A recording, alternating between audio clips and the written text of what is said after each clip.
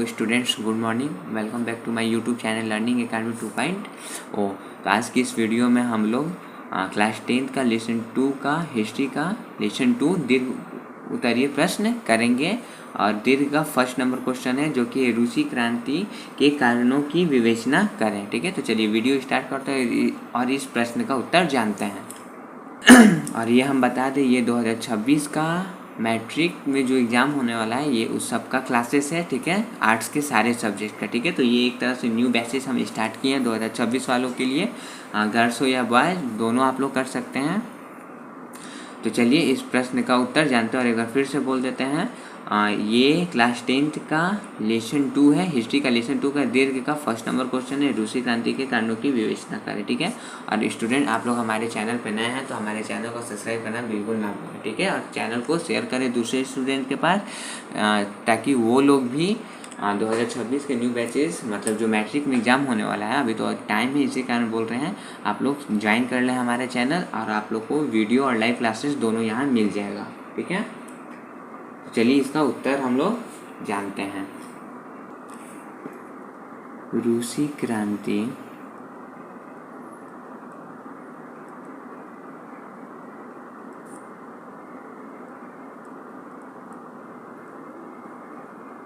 रूसी क्रांति के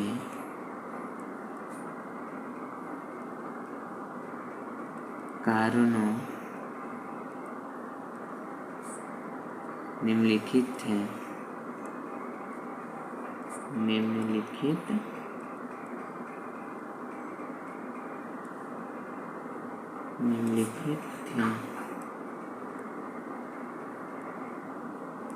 ठीक है, तो चलिए पॉइंट टू पॉइंट समझेंगे। तो पहला पॉइंट है हमारा, रूसी क्रांति के कारण निम्नलिखित थे। पहला पॉइंट हो गया जार की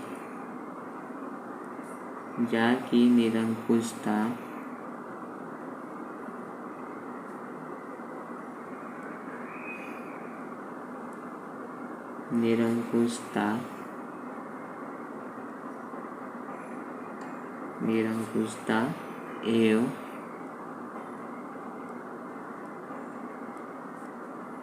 अयोग्य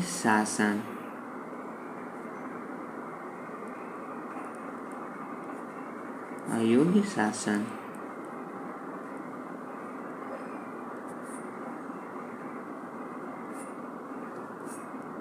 तो चलिए स्टूडेंट्स, तो सबसे पहले हम इसके बारे में जानते हैं, जार की निरंकुशता एवं अयोग्य शासन। जार निकोलस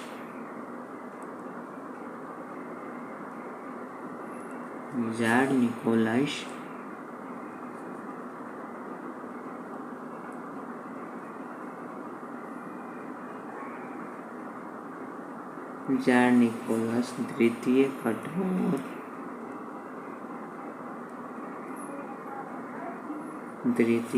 कठोर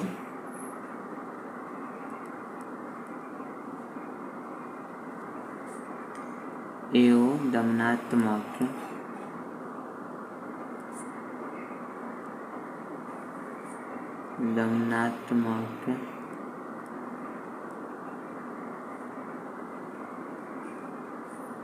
दमनात्मक नीति का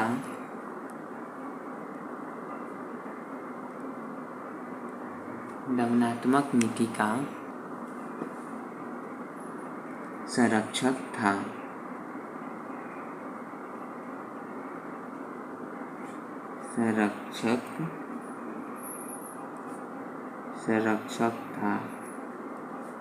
वह राजा के दैवी अधिकार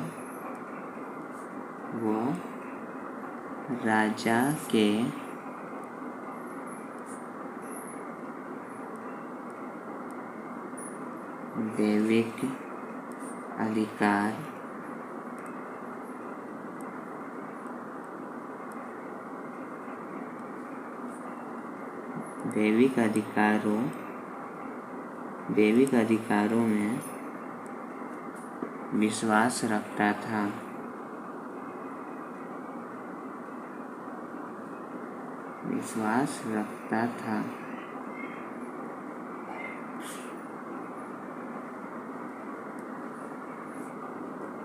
उसे केवल अभिजात्य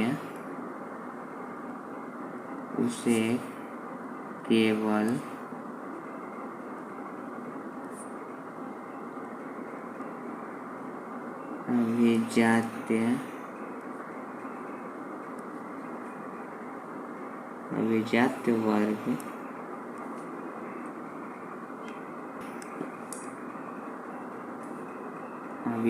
वर्ग और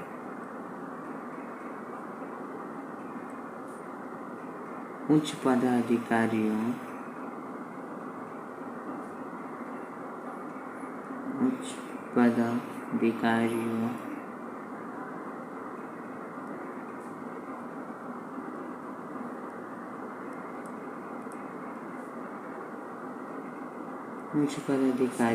का ही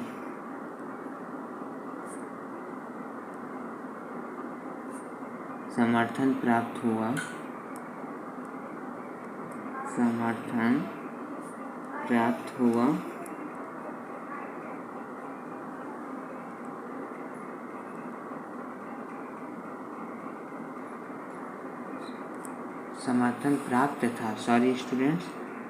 समर्थन प्राप्त था इसकी पत्नी भी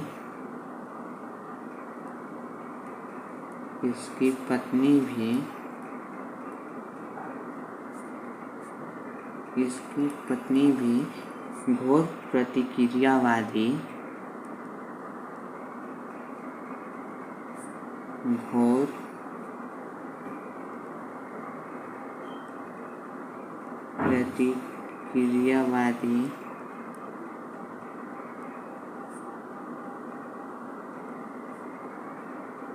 प्रतिक्रियावादी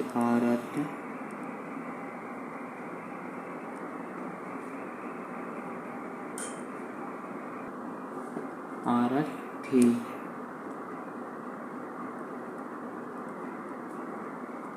उस समय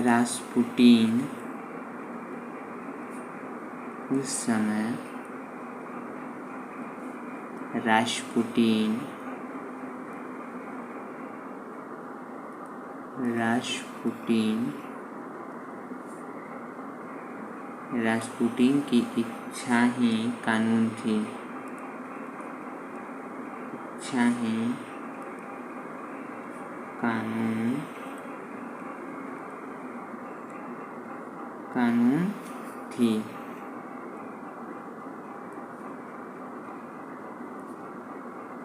वह नियुक्तियों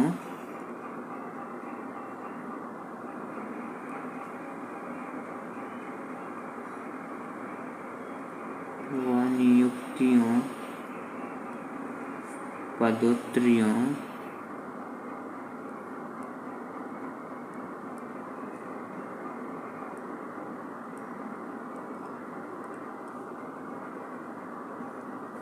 तथा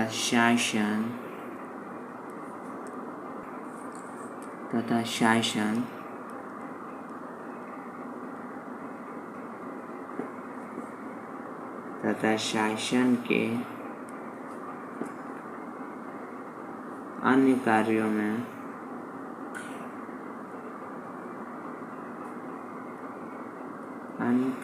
में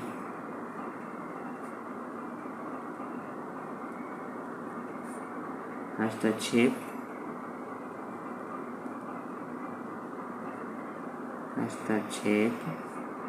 करता था।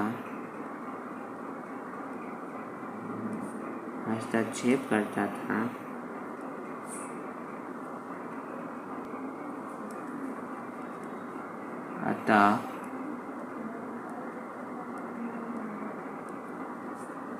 गलत सलाहकार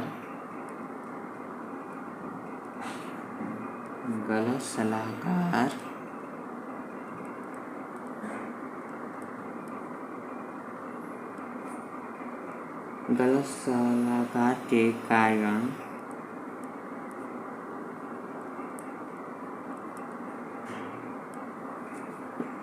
जार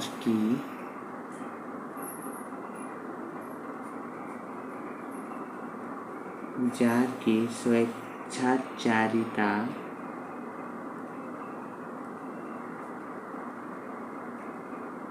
स्वेच्छाचारिता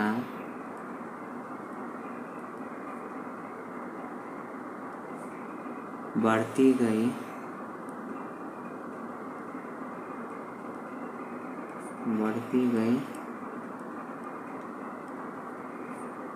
और जनता की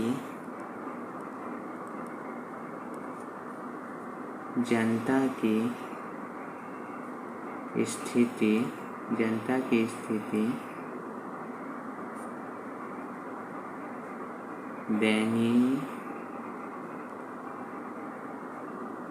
दयनीय होती चली गई। तो चलिए स्टूडेंट, पहले इसे हम लोग अच्छे से समझ लेते हैं, तो इसके सेकंड पॉइंट में हम लोग चलेंगे। ओके, जार की निरंकुशता एवं अयोग्य शासन। जार निकोलस द्वितीय कठोर एवं दमनात्मक नीति का संरक्षक था। जार निकोलस जो था वो सेकंड कठोर दमनात्मक नीति का संरक्षक था। वो राजा के दैविक अधिकारों में विश्वास रखता था। ठीक है, उसे केवल अभिजात वर्ग और उच्च पदाधिकारियों का ही समर्थन प्राप्त होता था। मध्य वर्ग के लोग को उनका समर्थन प्राप्त नहीं होता था। इसकी पत्नी भी घोर प्रतिक्रियावादी औरत थी और उस समय रास्पुटिन जो थे, रूसी क्रांति मतलब रूस में एक रास्पुटिन थे, उनकी इच्छा ही कानून वहाँ हुआ करता था। वह नियुक्तियों, पदोन्नतियों तथा शासन के अन्य कार्यों में हस्तक्षेप करता था। अतः गलत सलाहकार के कारण जार की स्वेच्छाचारिता बढ़ती गई और जनता की स्थिति दयनीय होती चली गई। ठीक है, चलिए अब सेकंड पॉइंट हम लोग देखते हैं। सेकंड पॉइंट,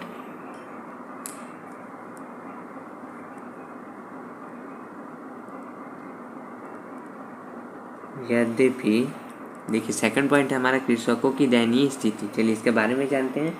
यद्यपि 1861 में कृषि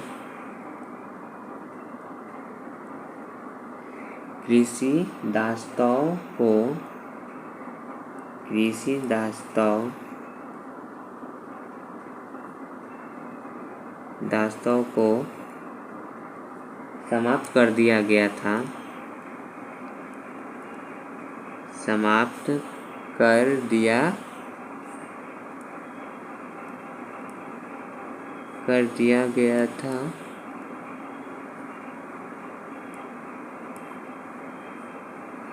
परंतु किसानों की स्थिति में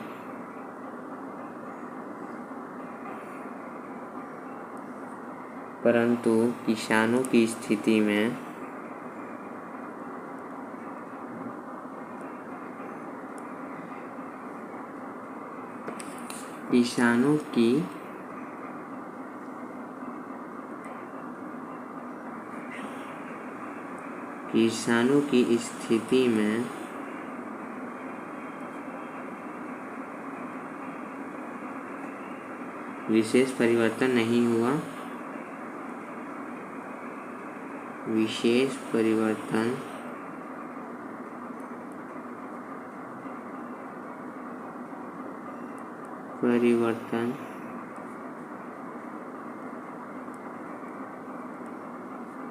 नहीं हुआ।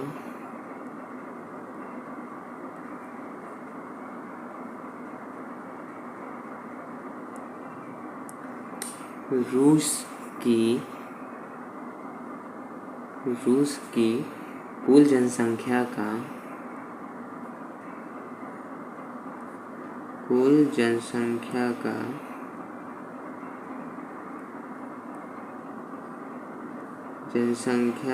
कुल जनसंख्या का एक तिहाई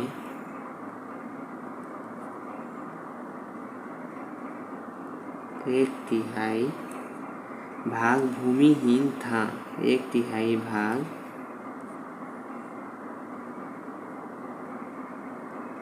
भूमिहीन था। जिन्हें जमींदारों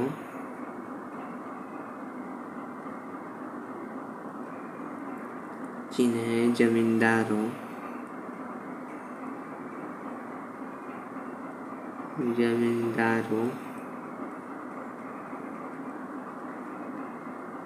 जिन्हें जमींदारों की भूमि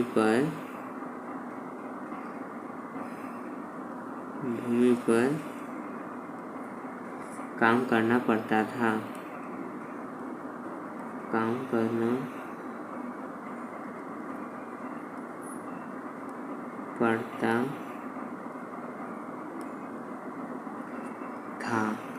पड़ता था। इन कृषकों को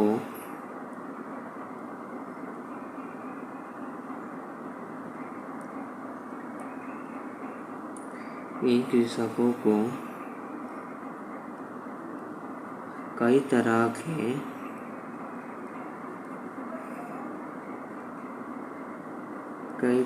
के करों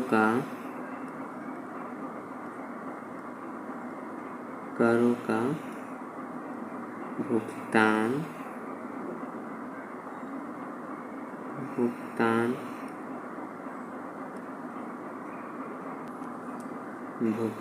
करना पड़ता।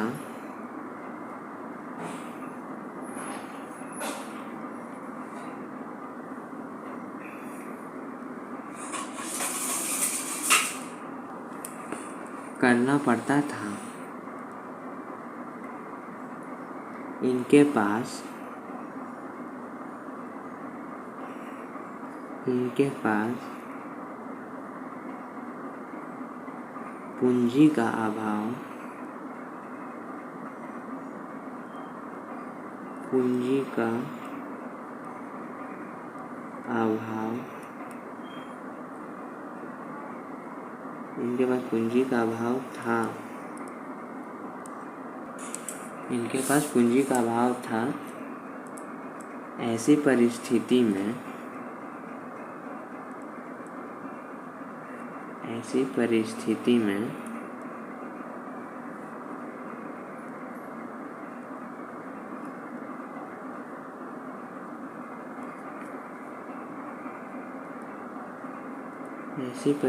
में किसानों के पास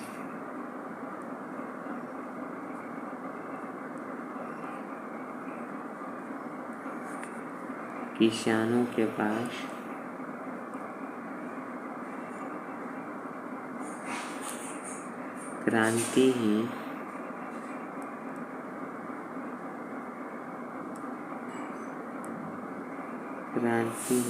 अंतिम विकल्प थी।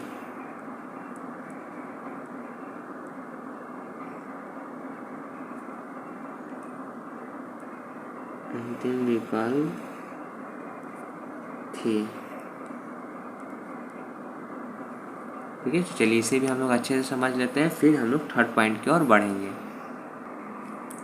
सेकंड पॉइंट है कृषकों की दयनीय स्थिति। यद्यपि 1861 में कृषि दासताओं को समाप्त कर दिया गया था, मतलब कृषि जो लोग करते थे, कृषि का जो नाम एक था उसे समाप्त कर दिया गया था, परंतु किसानों की स्थिति में विशेष परिवर्तन नहीं हुआ। रूस की कुल जनसंख्या का 1/3 भाग, मतलब रूस में जितने पॉपुलेशन था उसका 1/3 भाग, मतलब 1/3 भाग भूमिहीन था, जिन्हें जमींदारों की भूमि पर काम करना पड़ता था। इन कृषकों को कई तरह के करों का भुगतान करना पड़ता था। एक तो जमींदार के भूमि पर काम करना पड़ता था, उसके बावजूद भी इन सारे किसानों को कई तरह के करों का भुगतान करना पड़ता था। इन किसानों के पास पूंजी का अभाव था, लेकिन ऐसी परिस्थिति में किसानों के पास क्रांति ही अंतिम विकल्प थी। ठीक है, चलिए थर्ड पॉइंट देखते हैं स्टूडेंट्स। देखिए थर्ड पॉइंट जो है हमारा मजदूरों की दयनीय स्थिति। चलिए इनके बारे में जानते हैं। रूस के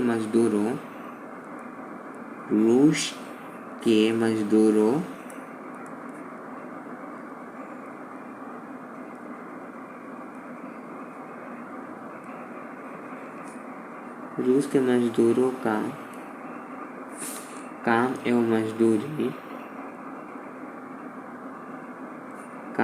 एवं मजदूरी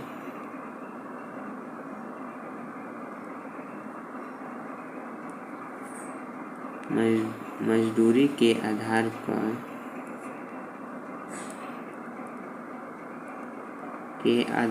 पर अधिकतम शोषण किया जाता था।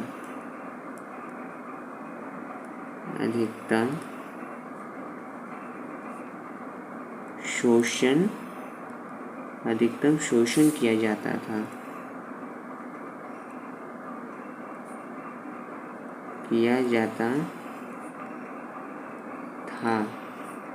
मजदूरों को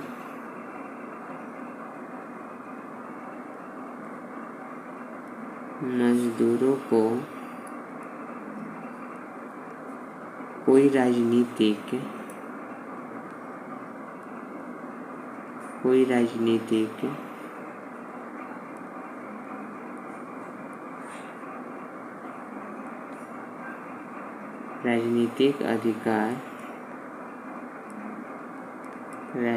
अधिकार नहीं थे।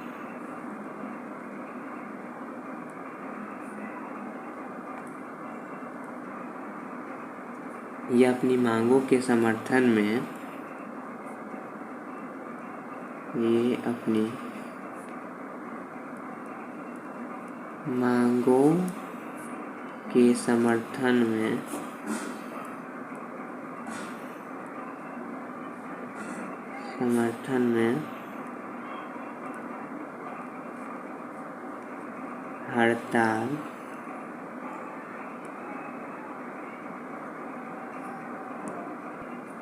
हड़ताल नहीं कर सकते थे।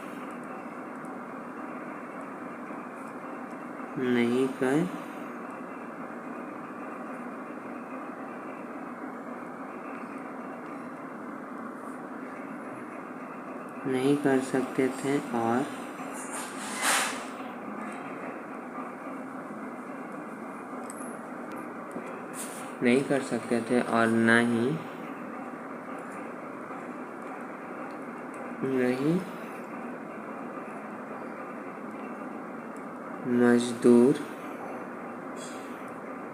मजदूर संघ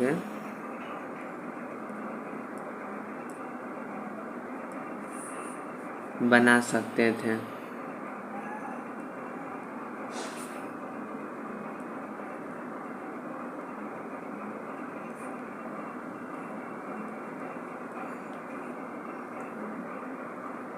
रूसी मजदूर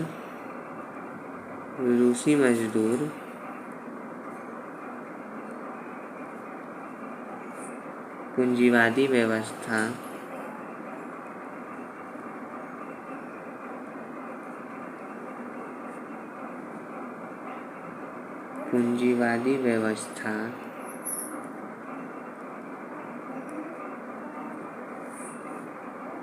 तथा जारशाही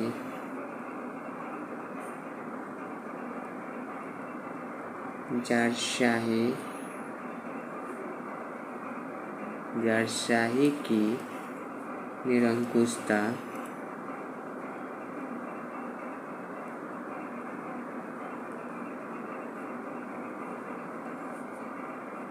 निरंकुशता को समाप्त कर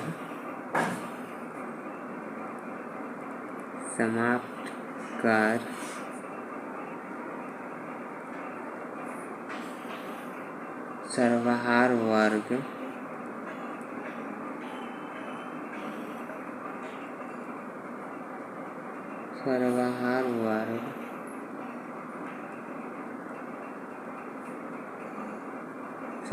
वर्ग का शासन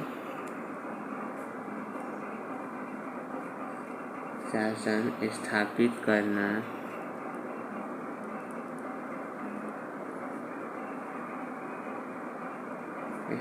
करना चाहते थे।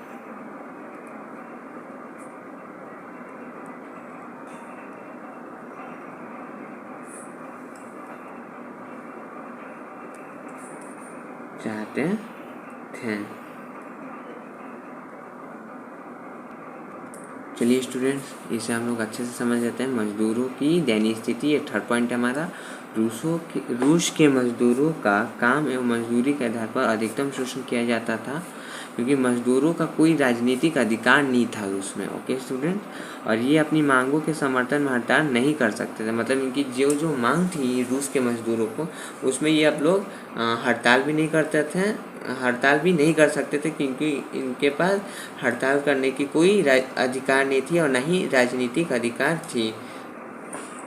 और रूस के मजदूरों के पास ना ही मजदूर संघ बना सकते थे, मतलब ये अपना यूनिट भी नहीं बना सकते थे मजदूर लोग। रूस मजदूर पूंजीवादी व्यवस्था तथा जाटशाही की निरंकुशता को समाप्त कर सर्वहारा वर्ग का शासन स्थापित करना चाहते थे। ठीक है, तो चलिए अब हम लोग फोर्थ पॉइंट देखते हैं। तो चलिए स्टूडेंट्स, फोर्थ पॉइंट है हमारा औद्योगिकीकरण की समस्या। रूस में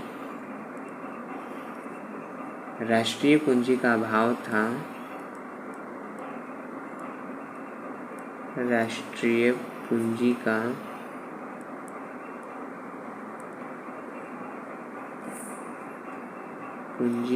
अभाव था।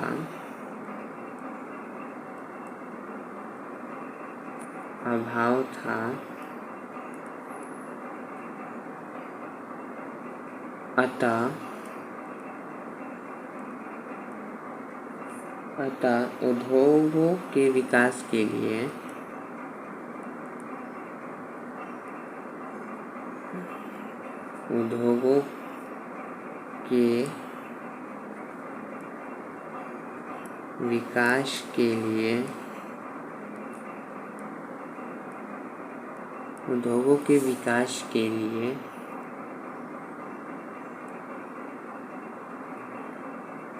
विदेशी पूंजी पर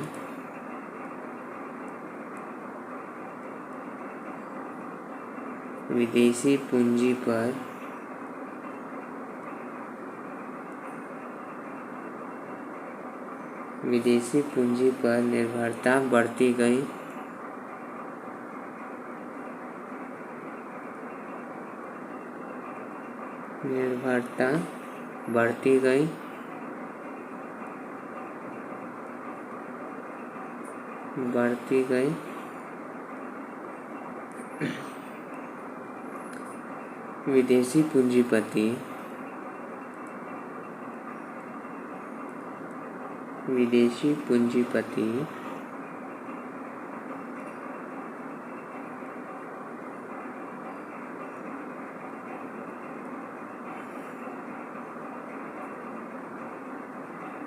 विदेशी पूंजीपति आर्थिक शोषण को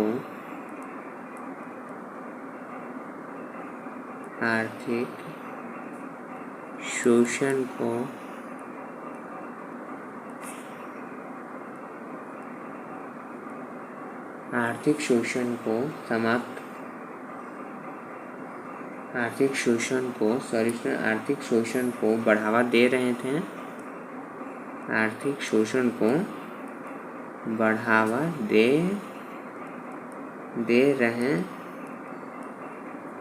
दे रहे थे।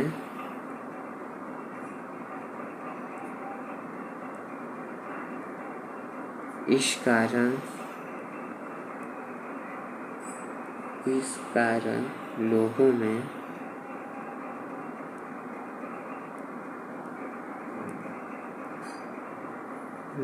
में असंतोष व्याप्त था।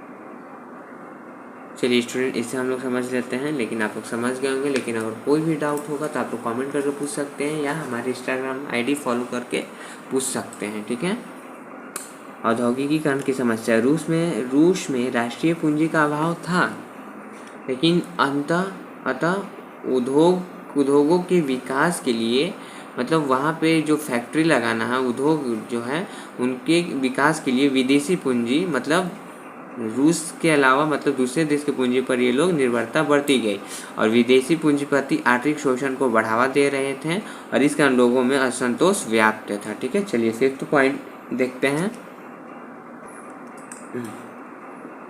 रूस में कई जातियाँ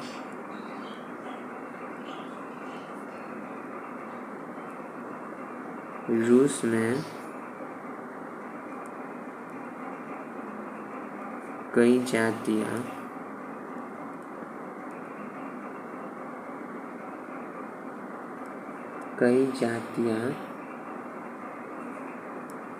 कई धर्म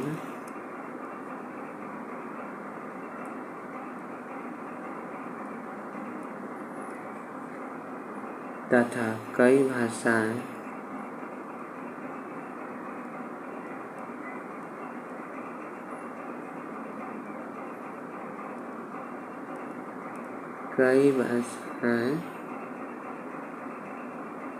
प्रचलित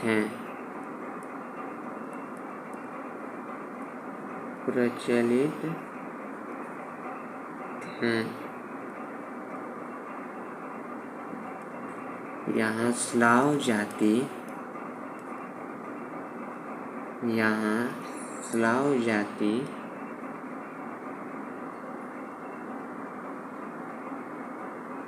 सबसे महत्वपूर्ण थी।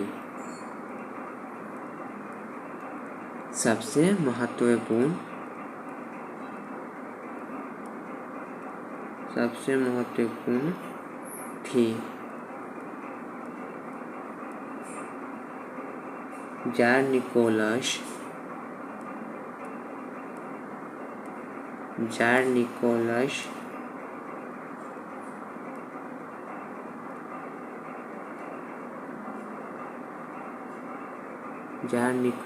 तृतीय ने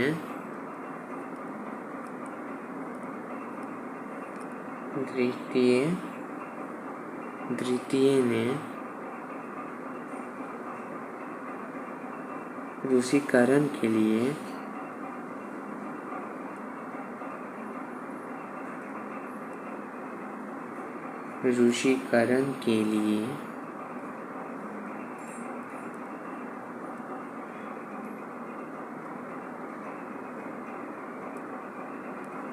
एक जार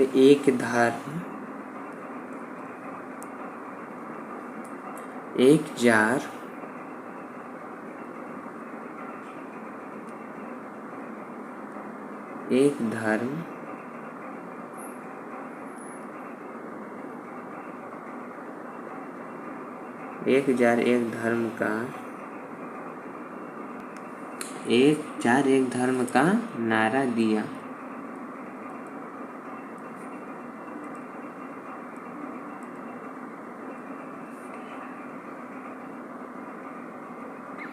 तथा गैर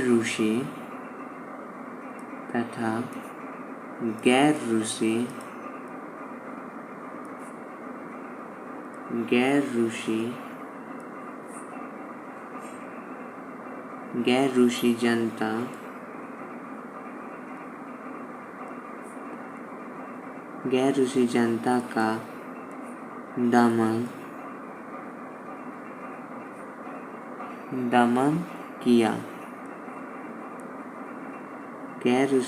का दमन किया।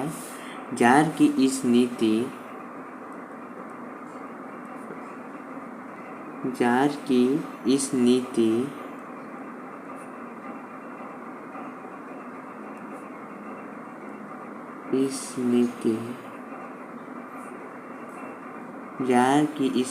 के खिलाफ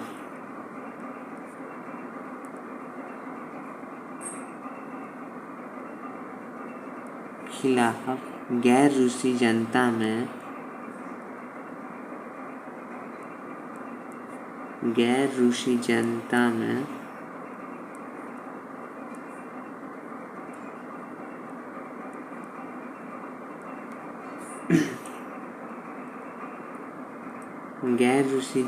में असंतोष फैला और असंतोष फैला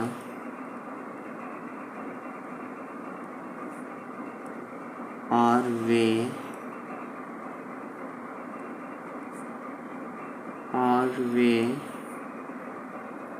जरशाही के विरुद्ध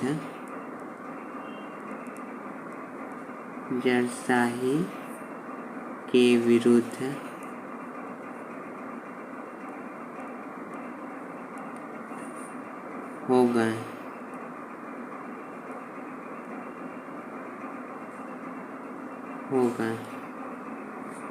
ठीक है स्टूडेंट, तो चलिए अब हम लोग 5th पॉइंट देखते हैं। सॉरी 5th नहीं, 6th पॉइंट है, क्योंकि 5th पॉइंट तो हम अभी बता दिए। 6th पॉइंट देखते हैं। तो चलिए 6th पॉइंट हमारा जापान से पराजय तथा 1905 की क्रांति।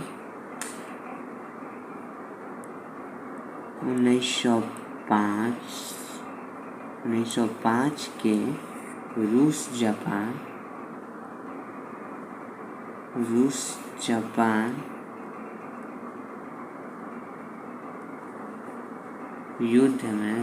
जापान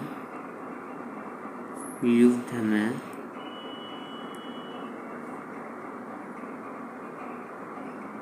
रूस की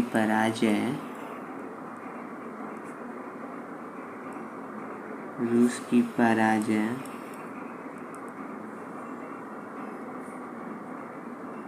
एशिया के एक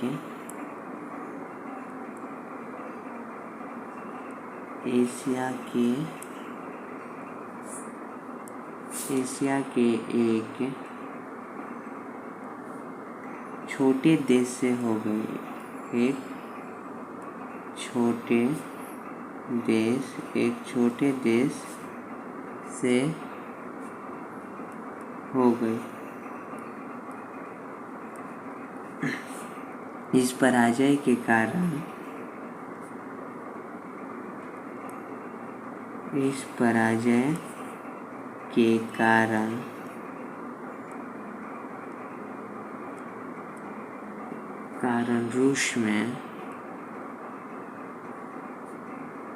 रूस में 1905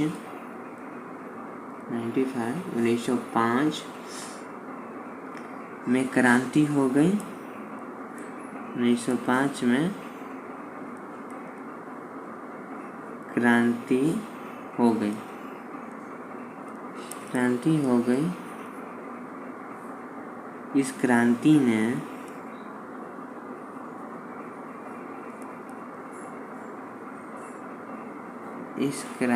ने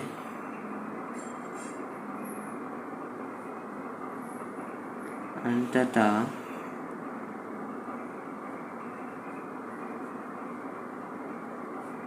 1917 में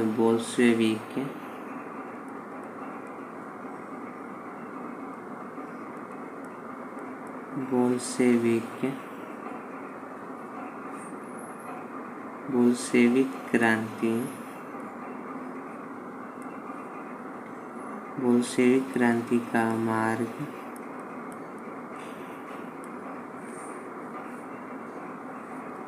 प्रशस्त